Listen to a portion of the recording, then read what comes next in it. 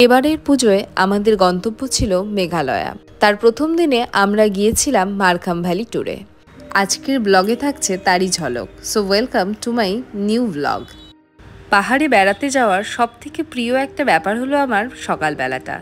ঘুম থেকে উঠেই হোমস্টের জানলা দিয়ে যখন চারিদিকের পরিবেশটা দেখা যায়, মনটা আনন্দে ভরে ওঠে। এই শিলং ট্যুরেও সেটার ব্যতিক্রম হয়নি। আমরা প্রথম দিন স্টে করেছিলাম শিলংয়ের বেলেভিউ রিসর্টে। ডিটেলস লাগলে আমি পরে প্রোভাইড করে দেব। সেখান থেকে দৃশ্যটা ছিল এমন।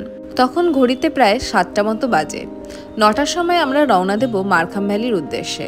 শিলং থেকে মারখাম ভ্যালির দূরত্ব কিন্তু বেশ অনেকটা, 2 ঘন্টারও বেশি সময় লাগে, তাই বেশি সময় নষ্ট করা যাবে না। ঘুম থেকে উঠেই ইলেকট্রিক কেটলিতে আমি একটু ব্ল্যাক কফি বানিয়ে নিলাম। এই ট্যুরে রওনা হওয়ার সময় আমার শরীরটা খুব একটা ভালো ছিল না, একটু ঠান্ডা লেগেছিল, তাই বারবার করে চা কফির ভরসা করছিলাম। যদিও 1-2 দিন পরই শরীর কিন্তু পুরো ভালো হয়ে গেছিল। যাই হোক, সকালবেলা চা খেয়ে এবার আমরা চলে গেলাম বেলেভিউ রিসর্টের যে ডাইনিং এরিয়া সেখানে আমাদের কমপ্লিমেন্টারি ব্রেকফাস্ট ছিল। এখানে ছিল সেদিন পরোটা এবং সাথে ঘুগনি। আমাদের এই মেঘালয় ট্রিপে আমরা ছিলাম সব মিলিয়ে 12 জন, আমার হাজবেন্ডের সমস্ত বন্ধুরা এবং তাদের ফ্যামিলি। সকালবেলা ঘুম থেকে উঠে আমরা 4 জন মিলে প্রথমে ব্রেকফাস্ট করে নিলাম। যে সময় রেডি হচ্ছিল এসে ব্রেকফাস্ট করছিল। ব্রেকফাস্ট করেই আমরা তাড়াতাড়ি করে রেডি হয়ে বেরিয়ে পড়লাম মারখাম ভ্যালির উদ্দেশ্যে।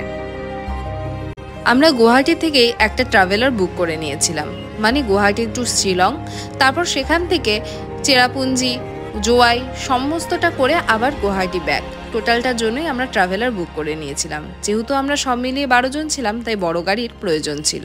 যেতে যেতে এই সুন্দর মেঘ এবং রোদের আনাগোনা দেখে মনটা ভালো হয়ে যাচ্ছিল। সত্যি এ যেন মেঘের আলয়। এভাবে চলতে চলতে কখন যে সময় কেটে যাচ্ছিল বোঝাই যাচ্ছিল না। তার মাঝেই চলতে চলতে আমরা বিভিন্ন রকম টিফিন করে নিচ্ছিলাম এবং তার সাথে চলছিল নাচ গান আনন্দ। তার কিছু অংশ আমি এই ভিডিওতে ধরে রাখছি।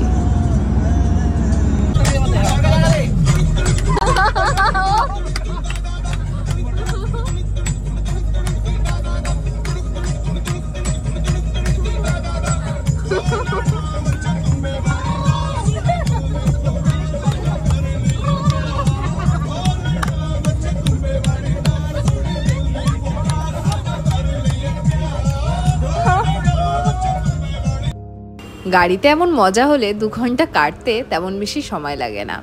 যাই হোক, বলতে বলতেই আমরা কিন্তু প্রায় মারখাম ভ্যালির কাছে পৌঁছে গেছি। এখান থেকে সেই উঁচু উঁচু সবুজ ঢিপিগুলো দেখে বোঝা যাচ্ছিল আমাদের গন্তব্য আর বেশি দূরে নেই। তবে অনেকটা পথ চলে আসার জন্য অনেকেই বলল না, মাঝে একটু বিরাম নেওয়া যাক। তাই পথ চলতে একটা ছোট্ট গ্রামের মাঝে গাড়িটাকে দাঁড় করানো হলো। আধা ঘন্টা পরে এরপর মারখাম ভ্যালিতে পৌঁছে বাকি সেটা কেমন সেটা দেখাবো অবশ্যই। তো stay tuned. Markham valley view পয়েন্টে পৌঁছে আমাদের রিয়াকশন কেমন ছিল তা এবার ভিডিও দেখলেই আপনারা বুঝতে পারবেন।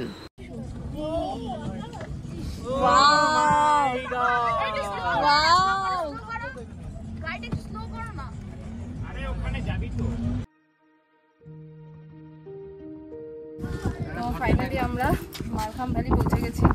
এখান থেকে ভিউটা দেখাই যাচ্ছে খুব সুন্দর। আর তবে আমাদের ইচ্ছা আছে ওইদিকে টপ পয়েন্ট, ওখানেও যাবো সবাই মিলে। তো তোমাদের সাথে শেয়ার করছি। টপ পয়েন্টটা দেখা দাও। তো এখানে প্রচুর মেঘ আছে, জানি না ভিজিবিলিটি কেমন আসছে, বাট খালি চোখে তো মানে অপূর্ব লাগছে। তো দেখানোর চেষ্টা করছি কেমন লাগছে, দেখতে থাকো। ভ্যালি আর অপূর্ব, জানি না ভিডিওতে কতটা আসছে, বাট ভিউটা সামনাসামনি জাস্ট অপূর্ব। এখানে মেঘে ঢেকে আছে অনেকটা দূর দূর। আর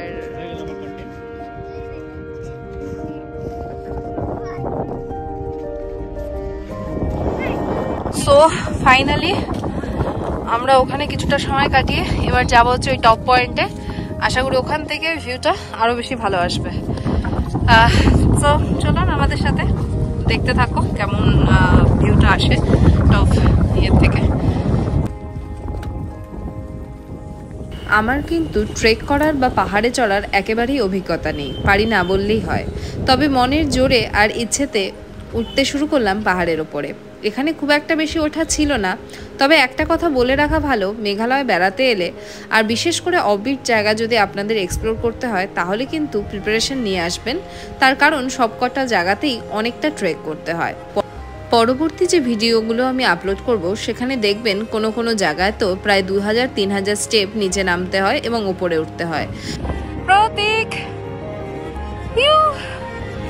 কেমন লাগছে? ভিউগুলো দেখো।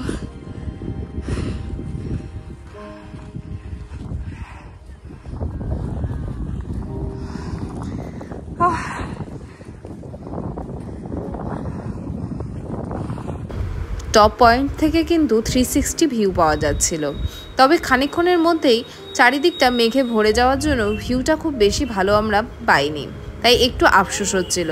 তবে এটাও একটা আলাদা অভিজ্ঞতা, চারিদিকে মেঘ এবং টপ পয়েন্টে আমরা দাঁড়িয়ে আছি, সেটা একটা আলাদাই অনুভূতি দিচ্ছিল।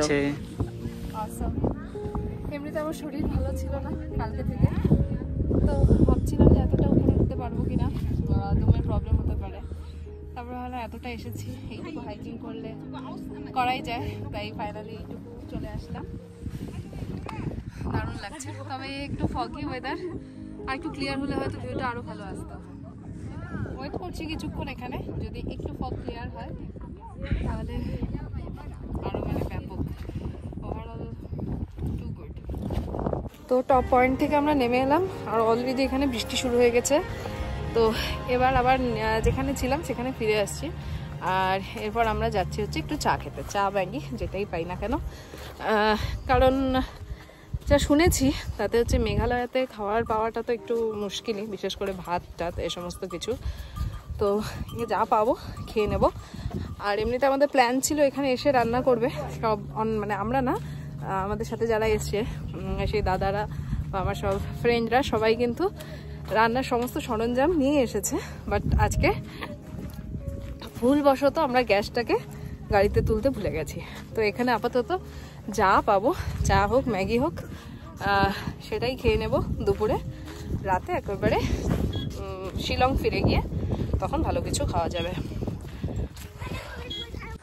এই যে যেমনটা বলছিলাম, এখানে কিছু দোকান আছে, ফুডের অপশন আছে, তো দেখা যাক। ফাইনালি আমরা এখন লাল চা পেয়ে গেছি, তো আমরা এখন চা খাবো, তারপর আমাদের ম্যাগি আর ডিম সেদ্ধ অর্ডার দেওয়া আছে, কারণ এখানে এ বাদে কোনো অপশন নেই। ঠান্ডা প্রচন্ড। হ্যাঁ বলো। ছোট টাওয়েলকে আমি মাফলার বানিয়ে নিয়েছি, আর বৃষ্টি থেকে বাঁচার জন্য আমি রেইনকোট পরে নিয়েছি। রেইনকোট আছে ব্যাগে, এখানে ছাতা আছে, একজন রেইনকোট পরে নিয়েছে, যে রেইনকোট পরবো। কিন্তু আমরা একটু বেশি সাবধান হয়ে গেছি আগের থেকেই অলরেডি। হ্যাঁ কিছু বলতে চায় আরেকজন, কিছু আছে? ঠান্ডা লাগছে না? না ঠান্ডা না, মানে বৃষ্টি পড়ছে ধীরে ধীরে, কখনো সেটা উপভোগ করছে আর কি। মেঘটা কেটে গেলে ফাইন ফাইন। আমাদের ট্রাভেলার গ্রুপের সব থেকে বড় ট্রাভেলার এন্ড ব্লগার দাদা, হ্যাঁ এটাই ব্যাপার, এর জন্য উপভোগ করছে। এই দোকানে তখন আলাদা।